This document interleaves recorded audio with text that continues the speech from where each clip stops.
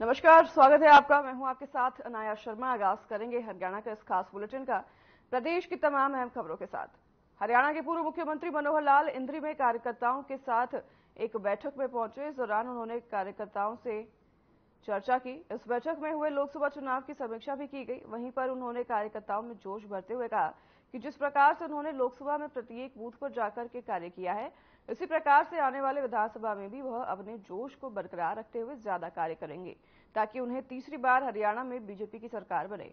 उन्होंने आगे कहा कि 4 तारीख की मतगणना में स्थिति स्पष्ट हो जाएगी, किस बूथ से बीजेपी को कितनी ज्यादा वोट मिले हैं। उन्होंने ये भी कहा कि केंद्र में फिर से एक बार बीजेपी की सरकार बनने जा रही है, जिसमें करनाल लोकसभा का सांसद पहुंचेगा।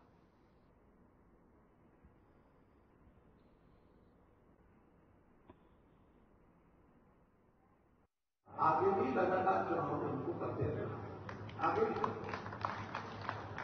बल्कि हम जानते हैं कि अक्टूबर से पहले पहले कभी भी विधानसभा का चुनाव हो जाए, मैक्सिमम 4 महीने, जून जुलाई अगस्त सितंबर, ये मैक्सिमम 4 महीने, उससे पहले भी हो सकते हैं।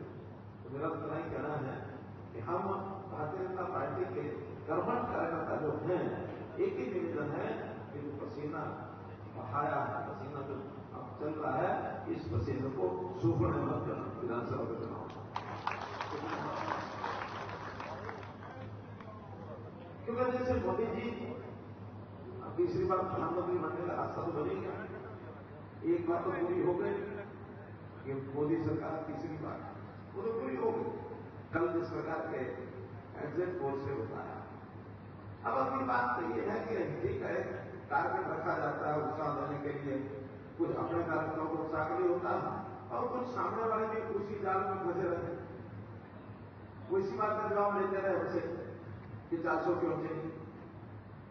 उनको लगता है 400 लाने के चक्कर में हम तुरंत कहा जाएंगे, उसमें से बाहर निकल ही नहीं पाते।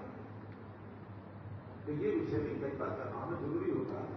अब 400 आएंगे, एक ने तो 401 ही बताया, ठीक है, वो 350 रुपये बता रहा, 370 बता रहा, 380 बता रहा, 350 और 400 बीच में कहीं भी आती है।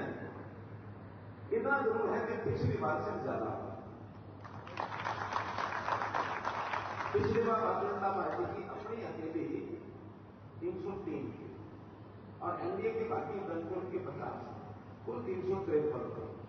निश्चित रूप से 353 से ज्यादा आएंगे एक आध 50 कुछ भी। अब इसमें हमको और भी ध्यान रखना पड़ेगा।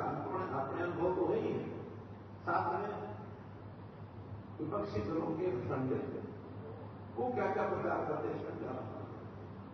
जैसे कांग्रेस के लोगों ने एक प्रश्न खड़ा किया कि मोदी जी को सरकार बढ़ाने के लिए तो 272 सीटें चाहिए, तो 400 की बात क्यों कह रहे हैं?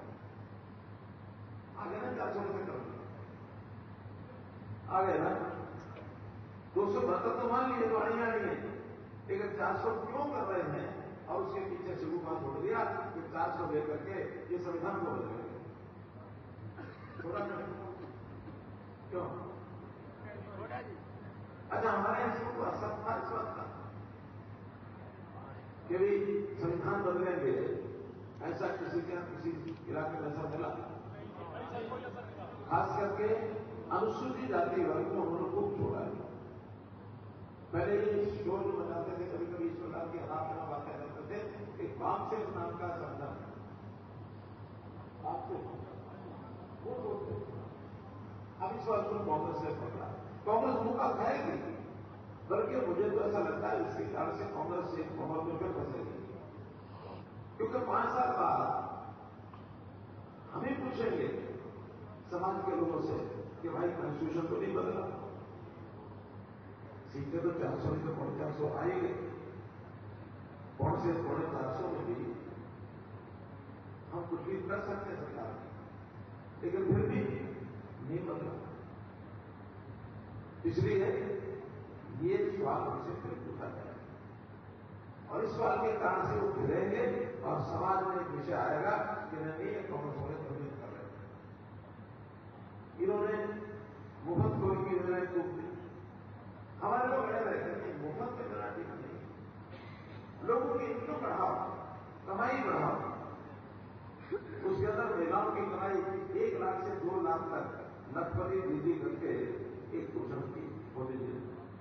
अगला सेल्फ हेल्प ग्रुप के माध्यम से सामान जो बनाओगे हम वो सामान की बिक्री की व्यवस्था कराएंगे। बल्कि करनाल में तो सांझा बाजार नाम से एक बाजार हमने जमा भी किया, 20-40 रोज उठा करके बनेगा। कमी होगी, चाहे वो पार्टी के पार्ट पर होगी, सरकार के पार्ट पर होगी या हम सबके पार्ट पर होगी, उसको फिर एक बार कोशिश करते हुए आगे बढ़ेंगे। चुनाव के विश्लेषण कई प्रकार के हो चुके हैं। अभी भी एक कागज हमारे रामपाल कृष्ण जी दिखा रहे थे मुझे कि हर बूथ आकलन किया कि इस बूथ पर कितने वोट पड़े, सबको पता है, लेकिन इसमें इतने बीजेपी के हैं, कितने कांग्रेस के हैं। ऐसे हमने जिला परिषद से भी पूछा, 2 दिन पहले बैठे थे, आप बताओ विधानसभा के अनुसार क्या अनुमान है। अपनी चुनाव प्रबंधन समिति है प्रदेश की, उनसे पूछा। अब 4 तारीख को इस क्रम की परीक्षा नहीं है जिन्होंने आकर बताया, जो बताया है नहीं वो आएंगे, जो आएंगे और जो बताए गए हैं उसमें अंतर करना। ये विश्लेषण अपने आप को विश्लेषण करने का मौका मिला कि हमारे अंदाज ठीक है कि गलत है। हमने 400 बताया, अगर वो 410 या 300 निकले तो ठीक है। अगर हमने 400 बताया निकले में 550 तो इसका मतलब 40 कर जाएगा।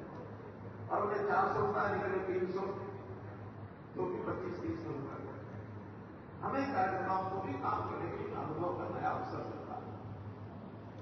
तो ऐसे सारे अनुमान जो लगे हैं उसमें ये तो निश्चित है कि करनाल से इसके माध्यम पर तो लग रही बातें, अन्य अलग अलग अनुमान टीवी वाले अलग लगा रहे हैं, सर्वे वाले अलग लगा रहे हैं, कार्यकर्ता वाले अलग लगा रहे हैं।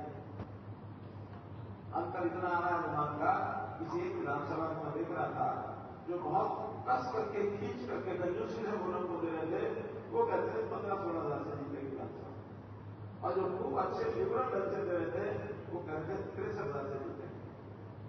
अब आप 16 हजार का 63 हजार 45 हजार का अंतर है, ये अनुमान नहीं है। चलिए तो खुशी से पूछा आप बताने के लिए क्या था, नहीं कि वगैरह बाल कितने समझ आज बनाने की जरूरत नहीं, वो तो आगे नहीं होगा। अब तो 4 तारीख को हम आप जो नाम लगाएंगे उसमें से अनुमान होगा कि क्या होगा।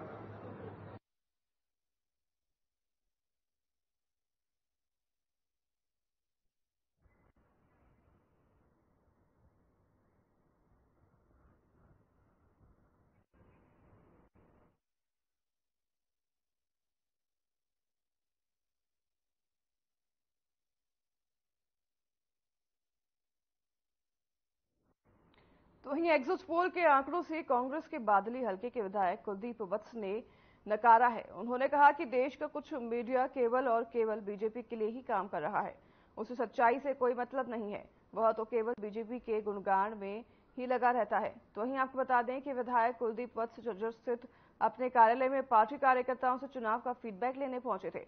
इस दौरान उन्होंने कहा कि कई ऐसे चैनल भी हैं जिन्होंने धरातल पर जाकर सर्वे किया है और देश में इंडी गठबंधन की सरकार बनने की बात बताई है।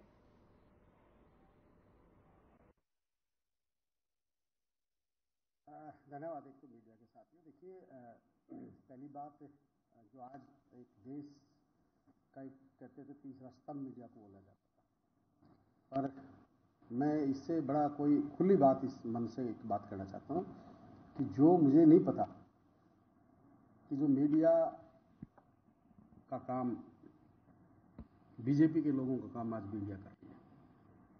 हरियाणा में हम आज क्लियर 8 सीट हम जीतने जा रहे हैं, 2 सीटों हम बिल्कुल फाइट में हैं।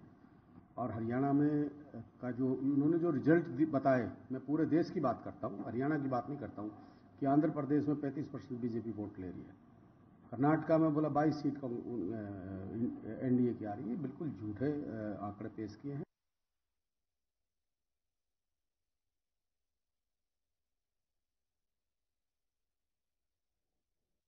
कोडो से विधायक जगदीश नायक के आवास पर फायरिंग हुई।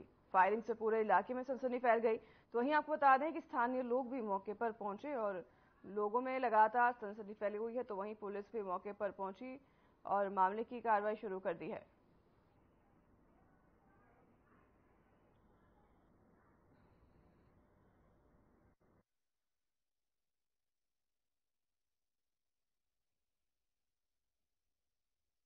कार्यालय पर छोटी मोटी घटना घटी थी तो शरारती तत्व आके कार्यालय पर गाली गलौज करने लगे और पीछे से मेरे स्टाफ के लोगों ने उनको टोका टकी की तो मुझे बताया कि उन्होंने गोली भी चलाई, जो बच गए लोग।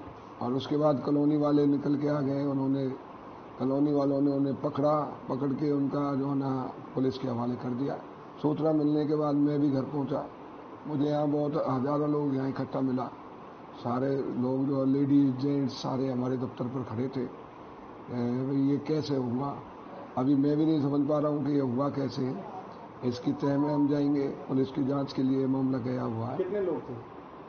15-20 लोग बताए जा रहे हैं, मोटरसाइकिलों पर सवार होकर आए थे। इनमें एक मैन जो बताया जाता है दिनांक 1/6/2024 को समय करीब 5:30 बजे सतपाल उनके कार्यालय में मौजूद था और 2 लड़के जिनको ये नाम जानते हैं देशराज और दीपक और उसके साथ अन्य 10-15 लड़के बाइक पर सवार होकर आए और कार्यालय के पास छोटे गेट में घुस के और सतपाल पर जान से मारने की नीयत से सीधा फायर किया।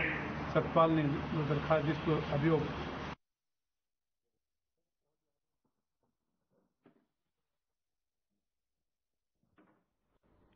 यहाँ रुकेंगे छोटे से ब्रेक के लिए, जल्द हाजिर होंगे आपके पास इस ब्रेक के बाद।